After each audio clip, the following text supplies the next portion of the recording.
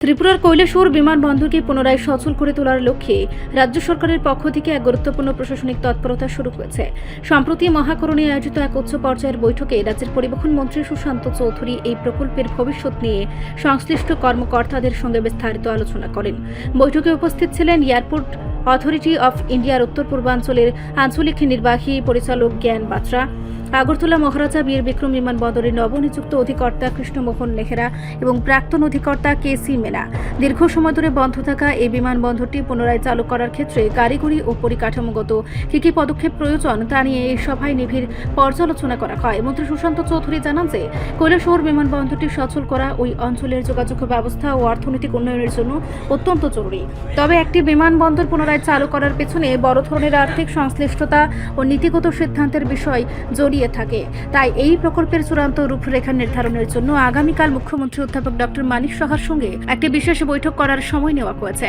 পরিবহন মন্ত্রী স্পষ্ট করেছেন যে যেহেতু এটি একটি বড় মাপের অর্থনৈতিক বিষয়, তাই মুখ্যমন্ত্রীর সঙ্গে আলোচনার পরে সরকার চূড়ান্ত সিদ্ধান্তে পৌঁছাবে।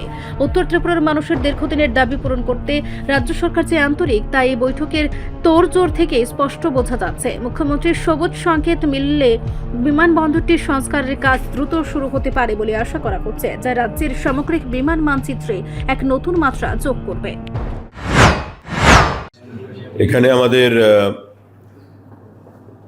Airport authority of India north eastern জোনের যিনি ডাইরেক্টর সাহেব আছেন মিস্টার বাত্রা, আমাদের আগরতলা এয়ারপোর্টের যিনি ডাইরেক্টর আছেন এবং প্রাক্তন ডাইরেক্টর যিনি বর্তমানে দিল্লি সফদরজংয়ে আছেন, ওদেরকে নিয়ে আমাদের ট্রান্সপোর্ট সেক্রেটারি এবং ট্রান্সপোর্ট কমিশনার সবাই আমরা এখানে মিলিত হয়েছি এবং কৈলাসহর এয়ারপোর্টকে কী করে চালু করা যায়, যেটা দীর্ঘদিন ধরে আলোচনার মধ্যে রয়েছে, সে বিষয়ে এখানে আলোচনা হয়েছে।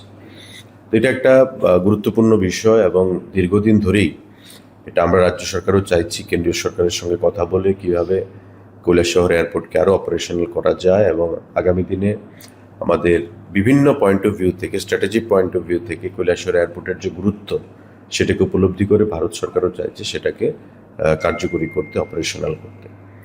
কিন্তু সিদ্ধান্তটা নিতে হবে আমাদের মুখ্যমন্ত্রী স্তরে, কারণ এখানে ল্যান্ড একুইজিশনের একটা বিশাল ব্যাপার রয়ে গেছে।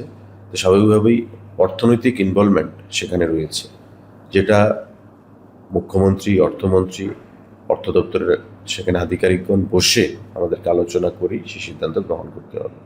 তো আমরা মাননীয় মুখ্যমন্ত্রীর কাছ থেকে সময় চেয়েছি আগামীকালকে।